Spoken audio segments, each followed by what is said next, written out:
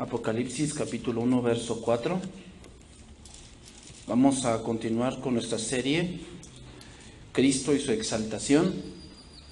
Este es el tema número 3 de esta serie. El tema de esta tarde se titula El remitente. ¿Okay? El remitente.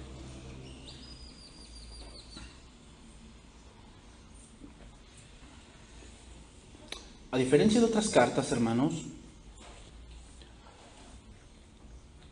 este libro de Apocalipsis es firmado por Cristo mismo. ¿Okay? No estoy diciendo que las otras cartas no sea así, pero esta carta tiene una peculiaridad, y es que Cristo mismo pone su sello de que Él es el que está hablando aquí. ¿Okay? Como te digo, no significa que por si la carta a los romanos, la carta a los corintios, la carta a los tesalonicenses, la carta a Timoteo, no sea hablada por Dios. Obviamente que sí, son inspiradas por Dios. Pero en el caso de Apocalipsis, hermanos, vemos más cosas personales de Jesús. Y es lo que vamos a estudiar hoy. Apocalipsis 1:4.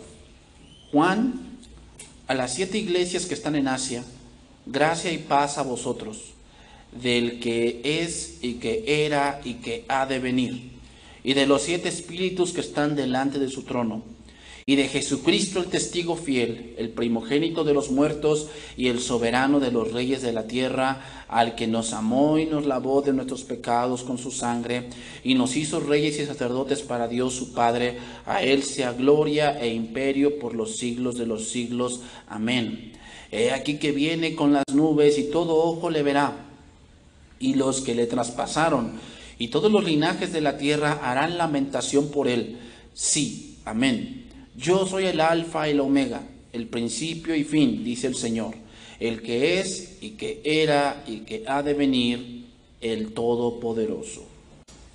En estos versos, hermanos, podemos ver cómo la carta de presentación de Cristo. Estos versos nos presentan esto. Aquí el importante no es el escribano, que es Juan, sino el que dicta. El autor es Cristo. Ese es lo importante aquí. Cristo da sus credenciales de presentación, y es algo que muchas veces se lee, sin embargo, pocas veces se entiende el por qué lleva esos títulos. Generalmente, hermanos, los títulos en la Biblia representan el carácter de una persona. Por decir, cuando Jacob se le cambió el nombre a Israel, pero el nombre Jacob significa engañador, o el que engaña, y eso era él. Él era un tramposo. Jacob era tramposo, y ese nombre significaba eso, Jacob. Cuando fue cambiado a Israel, Israel jamás volvió a ser eso. Israel significa el que pelea con Dios y vence. ¿Qué? Abraham, el nombre Abraham, significa padre excelso. Y Abraham descendía de una familia y de una ciudad que tenía todo, Ur de los Caldeos. Ur de los Caldeos era una ciudad que tenía todo, una ciudad cosmopolita, una ciudad que tenía de todos los placeres que podrías imaginar. Obviamente Abraham en su tierra era muy rico, y tenía de todo. Tanto así fue que la tierra no bastaba para él y Lot, porque era muy rico. Pero Dios le cambió el nombre a Abraham, que significa padre de muchedumbres. Es decir, su verdadera riqueza no consistía en lo que tenía. Su verdadera riqueza consistía en que de su descendencia vendría el Mesías. Esa era su verdadera riqueza.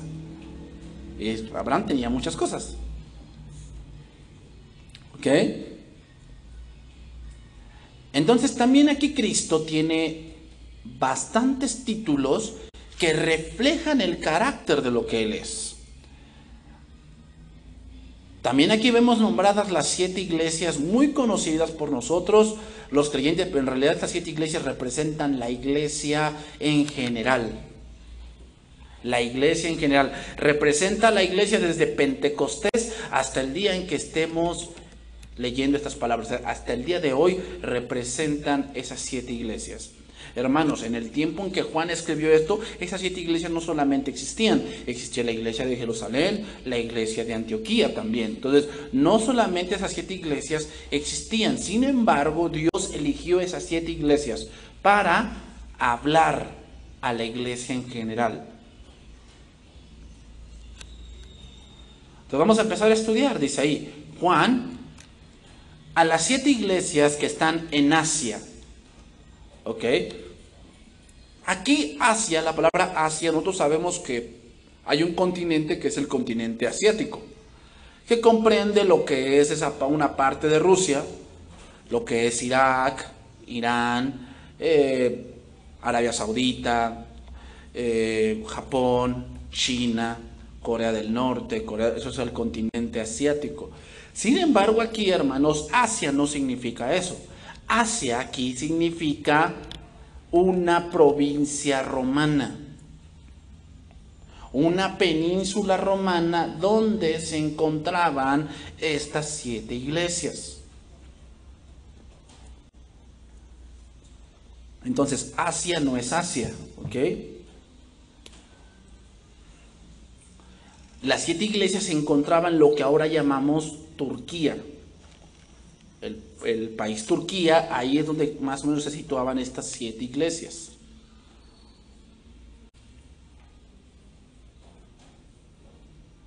Ahora, el número 7, hermanos, nos habla del número de la perfección. Por eso dice Juan a las 7 iglesias que están en Asia. Recordemos algo, hermanos, aquí las cosas no son casualidad.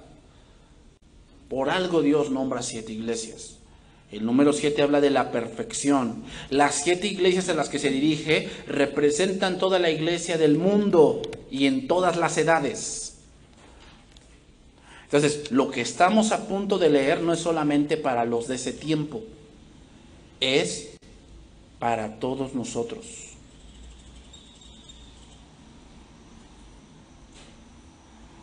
Sigue diciendo, Juan a las 7 iglesias que están en Asia, gracia y paz a vosotros. Los dos elementos, gracia y paz, nos hablan, hermano, de 2 cosas que vienen con el Evangelio. Primeramente, ¿por qué se te es predicado el Evangelio? Por gracia de Dios. Somos salvos por la gracia de Dios. Tenemos salvación por la gracia de Dios. Tenemos lo que tenemos y somos lo que somos por la gracia de Dios. El Evangelio debe hacernos entender que todo lo que somos y tenemos es por gracia de Dios.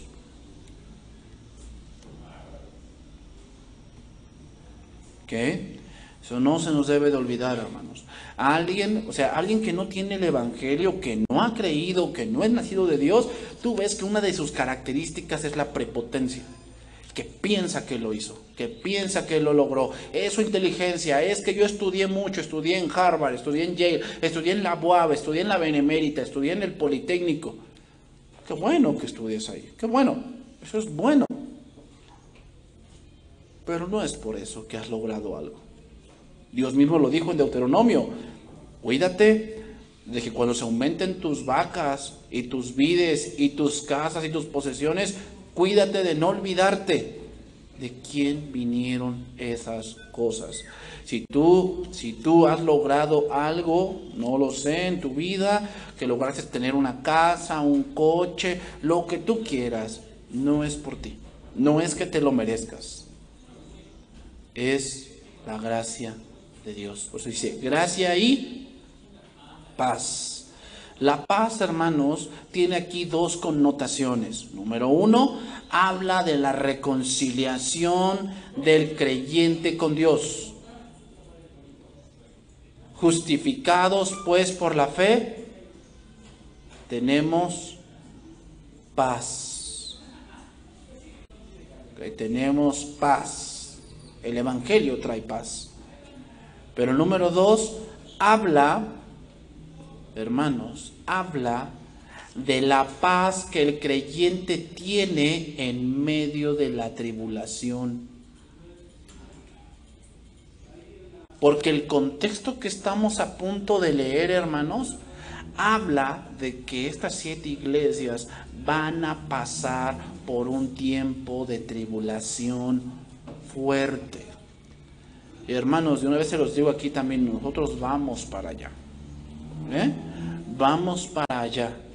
Vamos a un punto donde va a haber tribulación, donde vamos a tener que de verdad estar firmes en Cristo si de verdad queremos llegar al cielo.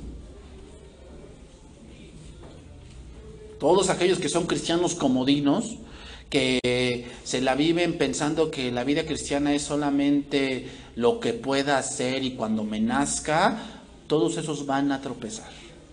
Van a tropezar. Hermanos, el cristiano es el único ser humano. El cristiano es el único ser humano que puede tener paz en medio de una gran tormenta.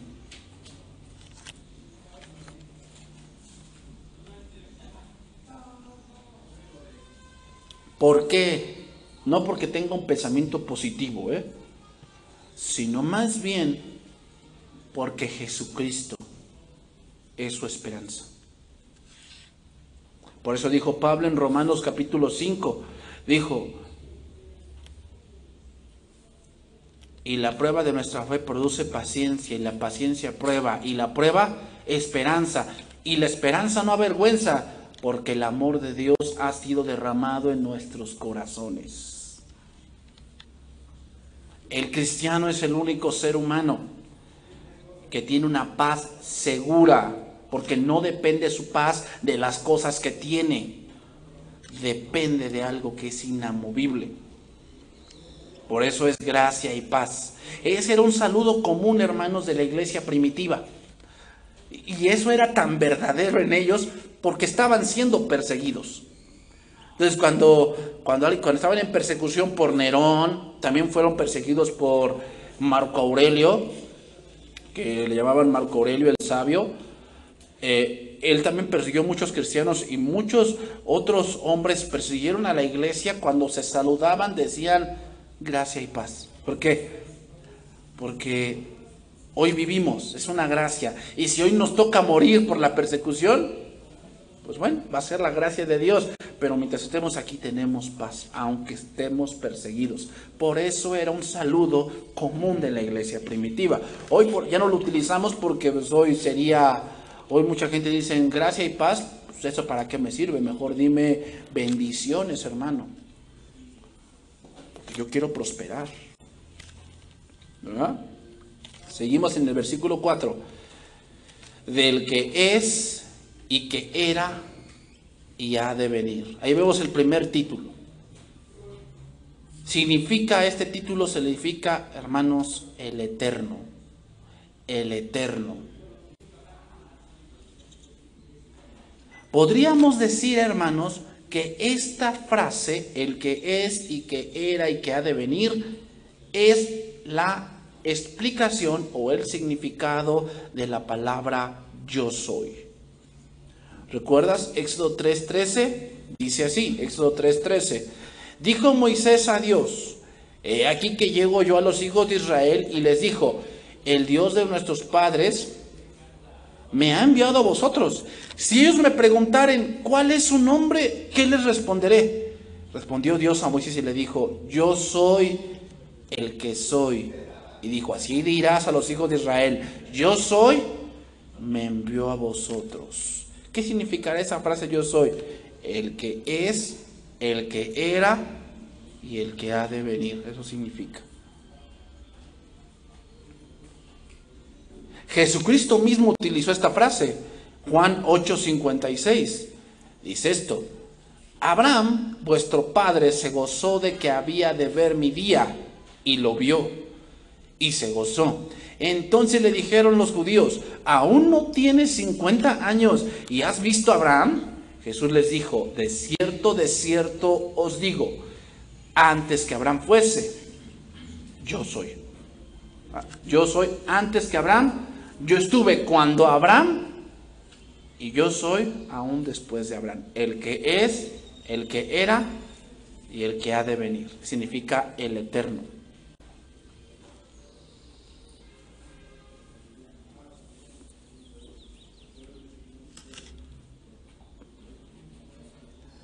En el hebreo significaría, o se tomaría la frase el Olam, que significa Dios eterno.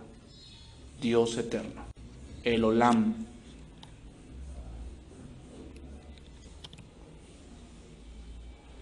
Apocalipsis 1:4, seguimos ahí. El que es, el que era y el que ha de venir, y de los 7 espíritus que están delante de su trono. Aquí, hermanos, el problema de aquí es la traducción. Traducción viviente dice así: y del espíritu de 7 aspectos que están delante de su trono. Según todo el contexto de la Biblia, hermanos, el espíritu trabaja o tiene un ministerio de 7 acciones. Las podemos ver en Isaías 11:2. Vamos a ver ahí.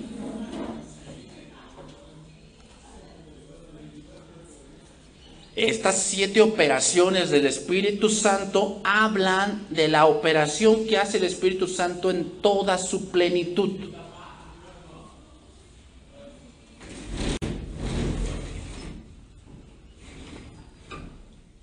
Lo voy a leer en la Biblia de las Américas, porque en esta traducción se ve bien las 7 operaciones del Espíritu Santo. En Reina Valera solamente vas a ver 6 operaciones, y eso es por la traducción. Pero en la Biblia de las Américas se nombra bien estas 7 operaciones del Espíritu Santo.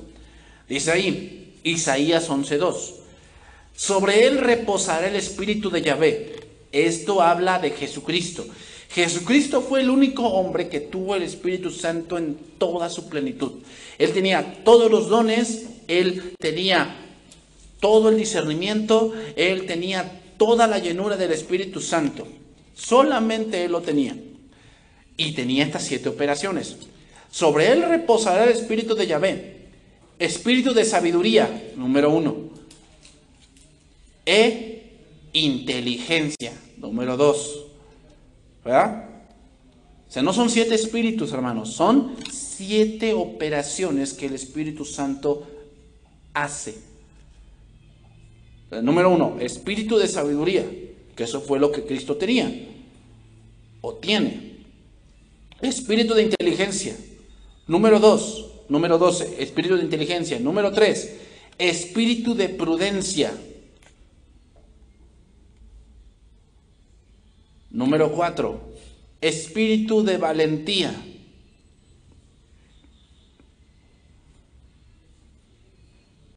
Número 5, espíritu para conocer a Jehová.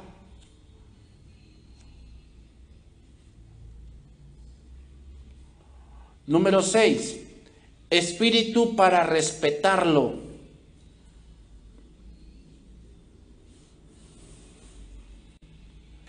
Y número 7, espíritu para gobernar según sus preceptos. Ahí están los 7 operaciones del Espíritu Santo. Dice, los 7 espíritus de Dios no se refiere a que, pues entonces son 7 espíritus. Y de hecho, los libros apócrifos, hermanos, hablan un poco de esto de una manera torcida.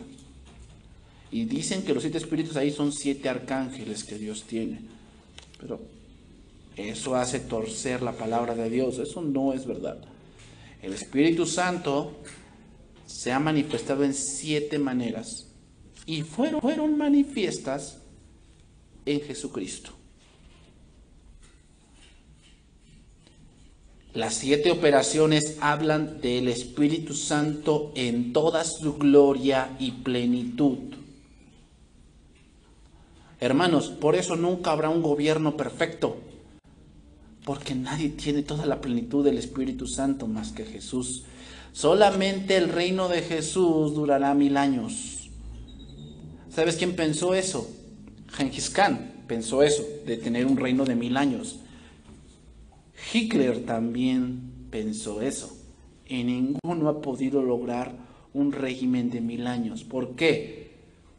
Porque no pueden gobernar según los preceptos de Dios. Si tú te das cuenta, hermanos, los imperios que han pasado, según la historia de Daniel, si tú estudias Daniel, está la estatua que soñó Nabucodonosor, habla de los reinos que vendrían, primero Babilonia, después los persas, después los griegos, y después vienen los romanos. todos esos imperios tienen una característica: inmoralidad. Y por esas cosas, todos esos reinos cayeron. ¿Por qué? Porque nadie puede gobernar según los preceptos de Dios si no tiene el Espíritu Santo de Dios. Porque esa es una operación del Espíritu Santo.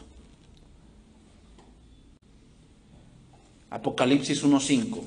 Continuamos ahí. Apocalipsis 1:5. Dice ahí: y de Jesucristo, el testigo fiel. ¿Qué vemos aquí, hermanos? Hay palabras que no existen en la Biblia. No existen. Por decir, la palabra Trinidad. La palabra Trinidad no existe en la Biblia. Pero el hecho de que no existe esa palabra no quiere decir que la doctrina no exista. Y aquí la podemos ver. ¿A quién se le aplicaba el que es, el que era y el que ha de venir? Al Padre. Porque Él se reveló a Moisés diciéndole: yo soy. Pero Jesús mismo también dijo que Él y el Padre uno eran, ¿no? Pero en el versículo 5 también se nombra a Jesucristo. ¿Y a quién nombramos más antes? Al Espíritu Santo en sus 7 manifestaciones o en sus 7 operaciones. Eso nos habla de la Trinidad. Digo, la palabra no existe, pero la doctrina ahí está. Ahora, ¿por qué se le llama testigo fiel? La palabra testigo viene de una palabra griega martureo, que ahí viene la palabra mártir. En el tiempo de Jesús y en el tiempo de Juan, un testigo era alguien que moría por una verdad sin negarla.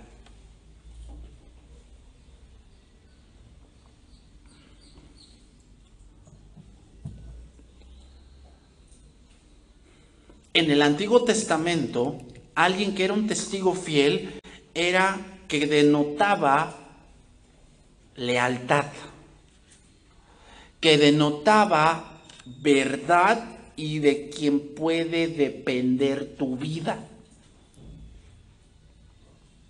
O sea, de que tienes un juicio y te vas a ser condenado a muerte. No, pero tengo un testigo. ¿Seguro tienes un testigo? Sí. ¿Y crees que quiera testificar en tu favor?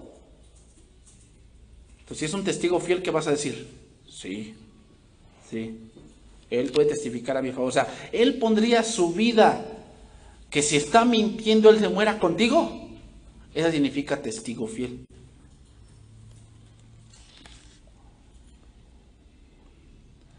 Cristo es el testigo fiel, hermanos, porque al ser la última revelación de Dios al hombre, fue algo fidedigno. Ya no hay más revelaciones especiales, hermanos. En el sentido me refiero a ya no hay algo fuera de la Biblia.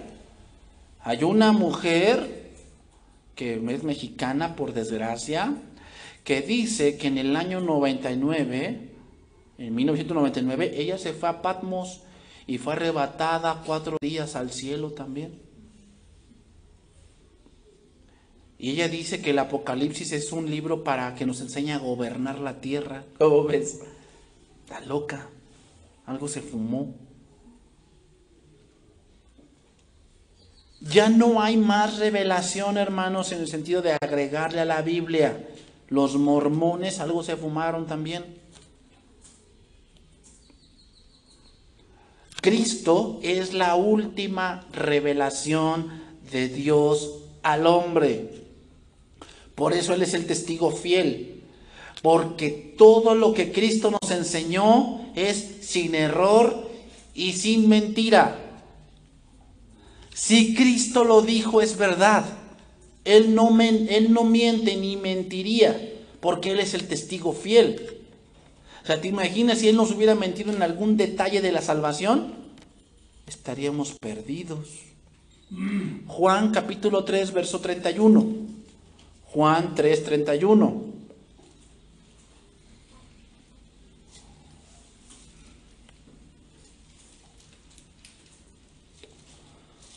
Dice ahí, Juan 3:31, el que de arriba viene es sobre todos, el que es de la tierra es terrenal, y cosas terrenales habla. El que viene del cielo es sobre todos. Aquí está hablando Juan el Bautista, y está hablando de Jesús, que Él viene del cielo, y lo que Él habla es superior a todo. Y lo que vio y oyó, eso testifica, y nadie recibe su testimonio. El que recibe su testimonio, este atestigua que Dios es veraz, significa verdadero, que no tiene mentira. Eso significa. Sigue diciendo, porque el que Dios envió, las palabras de Dios habla. Pues Dios no le da al Espíritu Santo por medida. ¿Qué significa eso? Significa que Jesús tiene toda la plenitud del Espíritu Santo. Los profetas que hablaron antes de Jesús tenían el Espíritu Santo por medida, porque no tenían toda la revelación, sino una parte. Si tú lees, por decir, el libro de Daniel, tiene algunas cosas que no están bien explicadas. ¿Por qué? Porque aunque Daniel era un hombre de oración, tenía el Espíritu por medida. No tenía todo eso. Jesús tiene toda la revelación.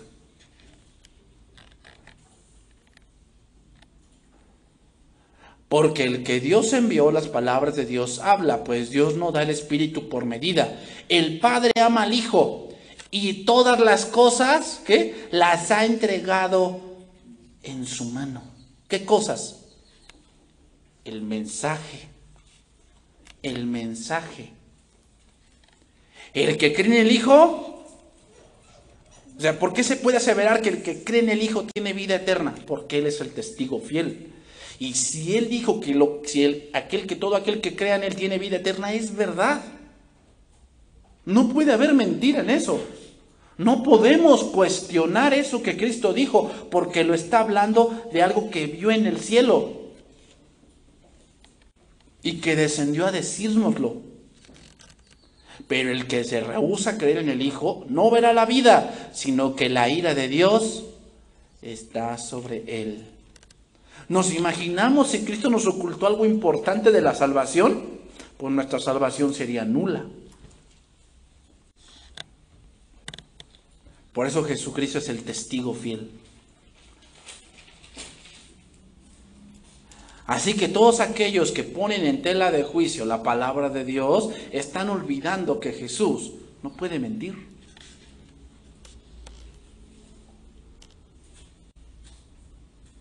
Apocalipsis 1:5. Seguimos ahí adelante. Otro título, dice ahí. Y de Jesucristo el testigo fiel, el primogénito de los muertos. Este título de primogénito de los muertos, hermanos, señala dos cosas: prioridad y soberanía. Prioridad y soberanía. Bueno, en la Biblia vemos la resurrección de Lázaro. Vemos la resurrección del hijo de la viuda de Naín. Vemos la resurrección de la hija de Jairo. También vemos la resurrección de una viuda que murió en los tiempos de la sequía que Elías había predicho. Ellos resucitaron primero que Jesús, sí, pero volvieron a morir.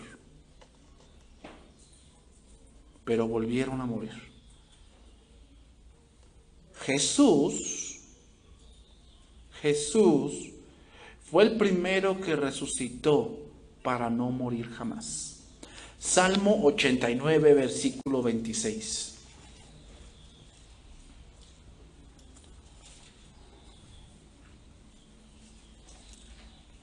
Salmo 89, versículo 26. Dice ahí: Él me clamará, mi Padre eres tú, mi Dios y la roca de mi salvación. Yo también le pondré por primogénito, dice ahí. versículo 27. El más excelso de los reyes de la tierra. Para siempre le conservaré mi misericordia y mi pacto será firme con él.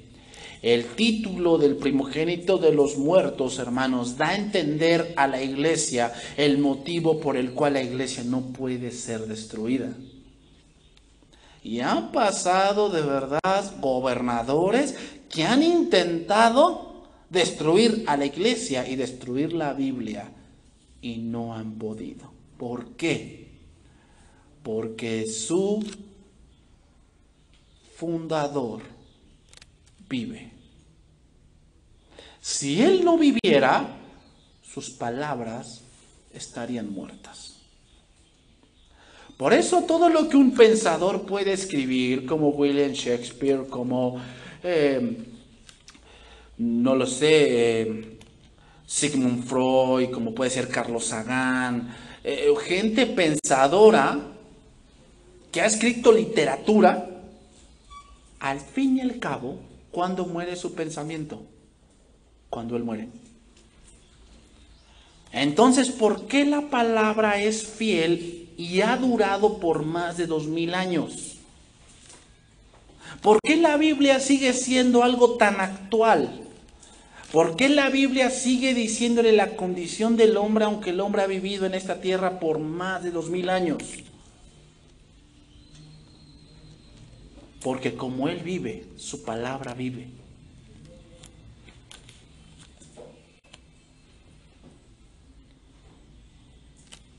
Sigue diciendo versículo 5, y el soberano de los reyes de la tierra. ¿Qué quiere decir, hermanos? Que Jesús, al resucitar, es aquel que reina aún sobre la muerte. Si alguien puede reinar sobre la muerte, reina sobre todo. Porque un rey solamente puede reinar sobre hombres, pero no puede reinar sobre su vida. Jesucristo, al ser el primogénito de entre los muertos, es el soberano de todo, porque ni aun la muerte pudo detenerle.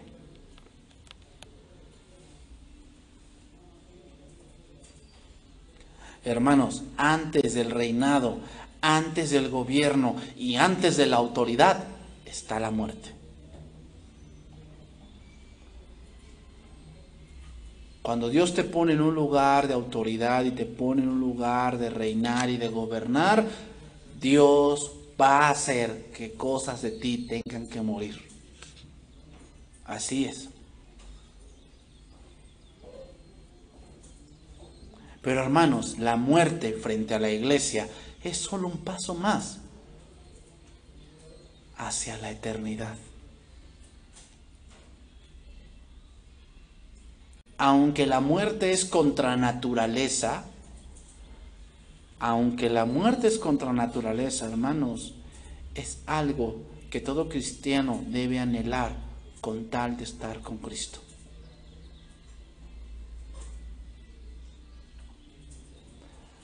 Entonces, si Él es el primogénito de entre los muertos, quiere decir que habrá otra resurrección para aquellos que creen en Él. Eso significa también. Al que nos amó y nos lavó, versículo 5, y nos limpió, nos lavó de nuestros pecados con su sangre y nos hizo reyes y sacerdotes para Dios su Padre. A Él sea gloria e imperio por los siglos de los siglos. Amén. Él se le llama, hermanos, una doxología. Así le llama, doxología. En las escrituras hebreas, cuando un rabino disertaba de la palabra de Dios y entendía un misterio, decía: Señor, te doy gloria y alabanza porque nos has revelado eso y te alabamos, a ti sea toda gloria. Eso es algo rabínico, hermanos. Lo vemos también con Pablo. Pablo hacía eso en sus cartas. Cuando resaltaba algo que Dios le reveló, que estaba oculto, y veía el plan de Dios, daba una doxología. Eso es algo rabínico, hermanos. Habla de que al entender, hermanos, el misterio de Dios, todo creyente debería responder con alabanza. ¿Te acuerdas que Jesús hizo lo mismo? Una vez dijo Jesús: te doy gracias, Padre, porque ocultaste estas cosas de los sabios y se las revelas a los niños. Sí, Padre, porque a ti te... Eso es una doxología, porque está alabando a Dios, porque está viendo que los pobres, los pecadores, los publicanos, las rameras entraban al cielo, y los fariseos y los que se creían religiosos, ¿qué? Se quedaban afuera. Bueno, se lo revelas a los niños. Eso es lo que estaba diciendo Jesús. O sea, al hacernos como niños significa, un niño es aquel que depende de. Depende de. Por eso Cristo dijo: si no os hacéis como niños, no pueden entrar al reino de Dios. O sea, nadie puede entrar presumiéndole a Dios lo que ha hecho. No.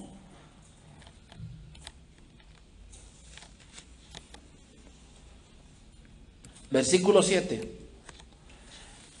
He aquí viene con las nubes, y todo ojo le verá.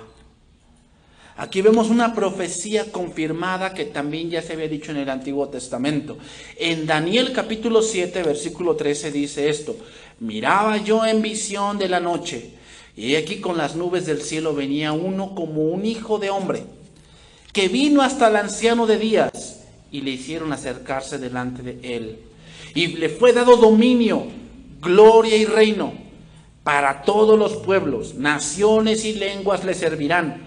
Su dominio es dominio eterno, que nunca pasará, y su reino uno que nunca será destruido. Daniel 7:13. Esa profecía también la encontramos en Zacarías capítulo 12, verso 10. Y hermanos, Cristo mismo habló de esto. Mateo 24, 29. Habló de esto. Y dijo: e inmediatamente, Mateo 24, 29, después de la tribulación de aquellos días, el sol se oscurecerá y la luna no dará su resplandor. Y las estrellas caerán del cielo y las potencias de los cielos serán conmovidas. Entonces aparecerá la señal del Hijo del Hombre en el cielo. Y entonces lamentarán todas las tribus de la tierra y verán al Hijo del Hombre viniendo sobre las nubes del cielo con poder y gran gloria. Y enviará sus ángeles con gran voz de trompeta y juntará a sus escogidos de los cuatro vientos desde un extremo del cielo hasta el otro. De la higuera aprended la parábola: cuando ya su rama está tierna y brotan las hojas, sabéis que el verano está cerca. Así también vosotros, cuando veáis todas estas cosas, conoced que está cerca, a las puertas. De cierto os digo que no pasará esta generación hasta que todo esto acontezca. El cielo y la tierra pasarán, pero mis palabras no pasarán. El Apocalipsis ahora agrega algo más. Parece una profecía mezclada con varios versos del Nuevo Testamento. Dice ahí, seguimos Apocalipsis 1:7. He aquí viene con las nubes, y todo ojo le verá, y los que le traspasaron. En Zacarías 12:10, se ve esta profecía de que sería traspasado. Dice Zacarías 12:10. Y derramaré sobre la casa de David y sobre los moradores de Jerusalén espíritu de gracia y de oración. Y mirarán a mí, a quien traspasaron. Y llorarán como se llora por hijo unigénito, afligiéndose por el que como se aflige como por el primogénito. Es interesante, hermanos, pero la acción de que traspasaron el costado de Jesús solo lo nombra el Evangelio de Juan. Ni el Evangelio de Mateo, ni de Marcos, ni de Lucas. Solamente el Evangelio de Juan nombra esta profecía. Ahora viene aquí una pregunta: ¿cómo lo verán los que lo traspasaron a Jesús? ¿Cómo será esto? Bueno, tiene dos explicaciones. Número 1, hace referencia al juicio final. Porque ¿quién va a hacer el juicio? Cristo. Dice en Daniel que se le darán dominio sobre lenguas y pueblos y naciones y lamentarán. Entonces, en aquel juicio, todos los que antes le rechazaron lo verán y lamentarán. Pero oigan bien esto, hermanos. Lamentar y arrepentirse, hay un gran abismo de diferencia.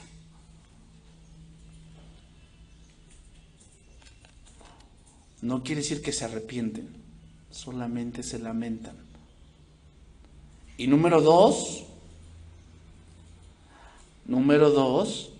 hace referencia no solo a las tribus de Israel, sino que se extiende a cualquier persona de cualquier época que por su negligencia e indiferencia hacia Jesús lo han rechazado.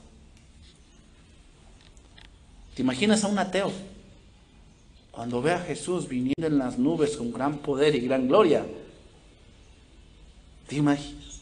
Aquel que dice, no, yo creo que todo es obra de la casualidad, del Big Bang, del existencialismo. Y cuando ve a Jesús viniendo, digo, lamentarán, pero no se arrepentirán. Es muy distinto. Cuando Cristo venga, todas las tribus de la tierra, y no solamente las 12 tribus de Israel, harán lamentación por él.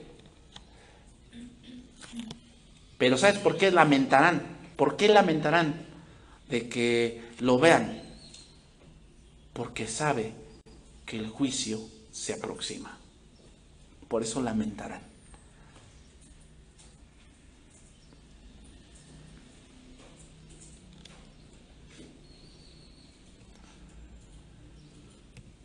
Continúo, Apocalipsis 1:7, y pasamos a la parte final.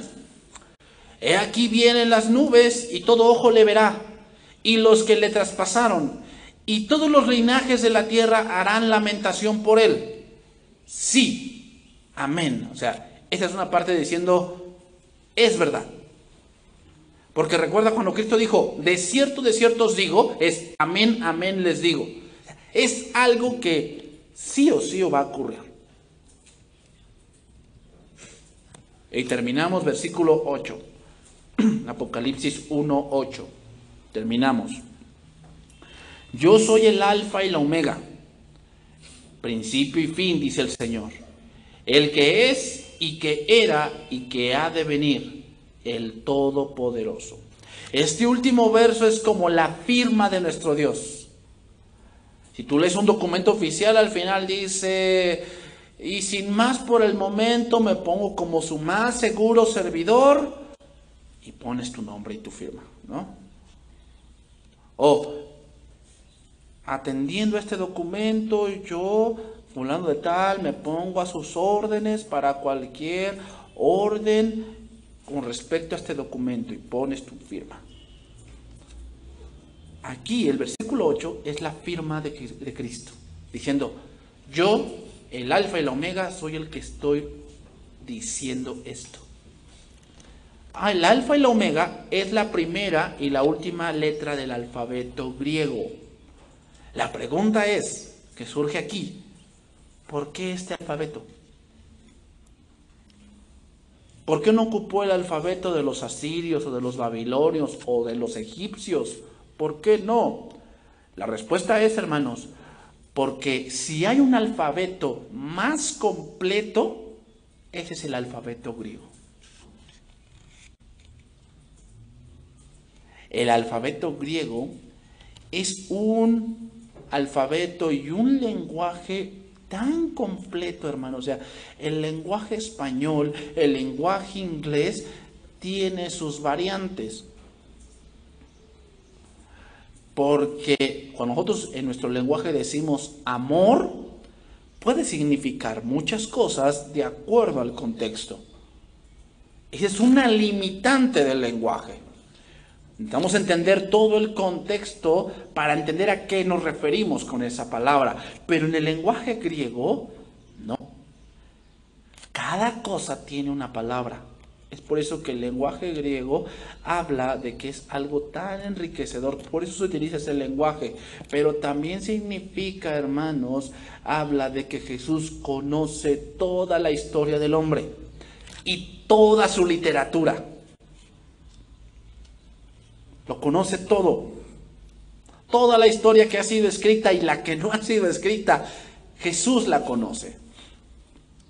Todo lo que el hombre piensa o llegará a pensar, Jesús lo conoce. Por eso es el alfa y la omega, el principio y el fin. Pero obviamente eso se aplica a nosotros, hermanos, porque Dios no tiene fin, porque Dios vive en la eternidad y la eternidad, esa palabra no existe. Pero en este caso se pone para nosotros, que obviamente tendremos un fin. Y tendremos un principio, tuvimos un principio. Y todo eso, desde que tú naciste hasta que tú vayas a morir, Jesús lo conoce a detalle.